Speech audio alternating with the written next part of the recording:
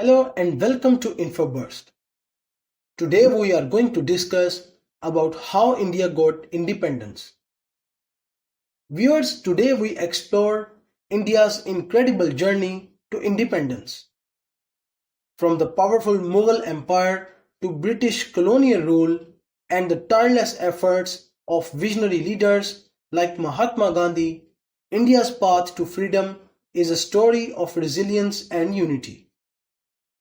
We will delve into key moments that shaped this movement, highlighting the pivotal events and heroic sacrifices that led to the birth of the world's largest democracy.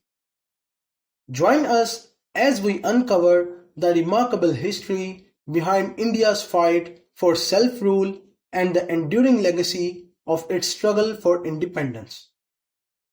Stay tuned and let's get started. Viewers, in the 1600s, India was under the rule of the powerful Mughal Empire, which had been in control for centuries. The country was a mosaic of smaller city-states, each with its own unique culture and history. And it had established trade routes that connected it to the various parts of the world.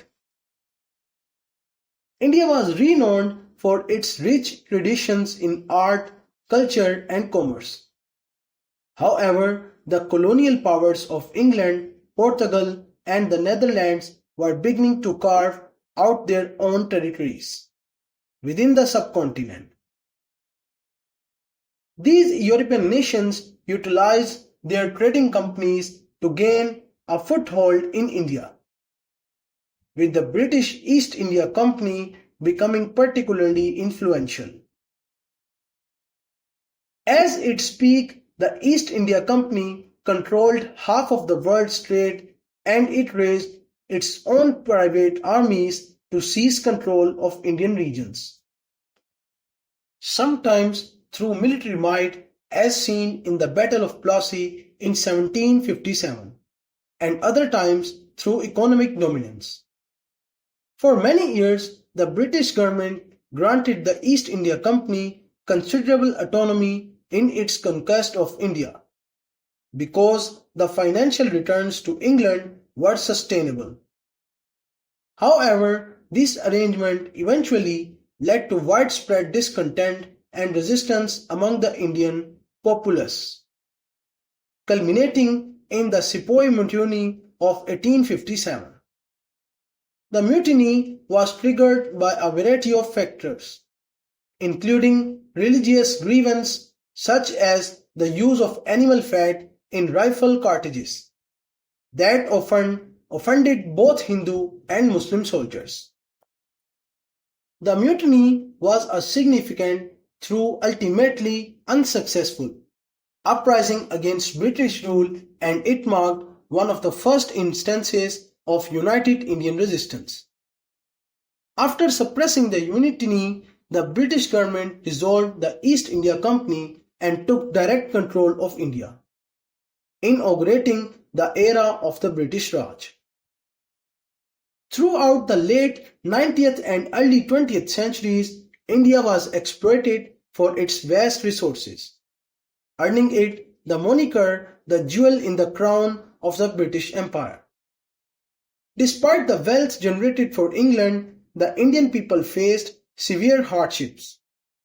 Poverty rates soared, with more than half of the population living in destitution by the mid-20th century. The death rate increased and the average life of expectancy plummeted to less than 22 years. These dire conditions fueled a growing resistance moving among Indians, who sought greater representations and control over their own affairs. The formation of the Indian National Congress in 1885 marked a pivotal movement in its struggle. Initially composed of Western-educated Indians selected by British officials, the Congress eventually evolved into a nationalist body advocating for India's independence. One of the most influential figures in the Indian independence movement was Mahatma Gandhi. Educated as a lawyer in England and with experience in civil rights activism in South Africa, Gandhi returned to India in 1915 and became a leading advocate for self-rule. He pioneered the use of nonviolent resistance, or satyagraha, as a method of protest against British rule.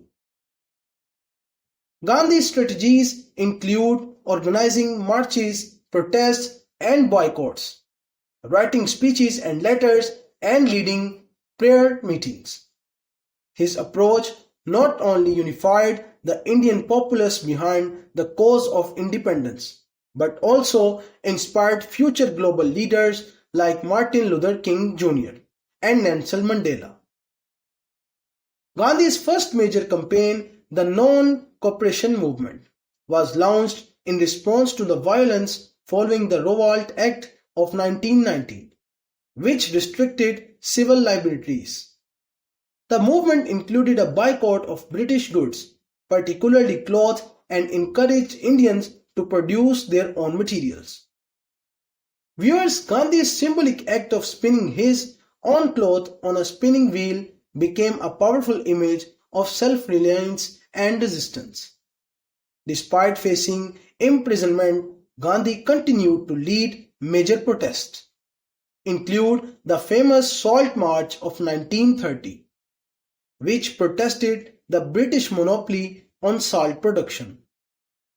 This march galvanized widespread support for the independence movement and further showcased India's capability for self-sustenance. Viewers, during World War II, while India's industry expanded, Britain's resources were stretched thin, leading to weakened control over its colonies. This period saw the growth of parallel governments in India, where Indian leaders began setting up their own administrative systems. In 1942, Gandhi launched the Quit India movement, calling for the British to leave India immediately. The British response was brutal, with widespread arrests and violent crackdowns. However, the determination of the Indian people, coupled with Britain's dwindling capacity to maintain its empire post-war, paved the way for independence. The culmination of these efforts came in 1947 with the end of British rule and the partition of India and Pakistan.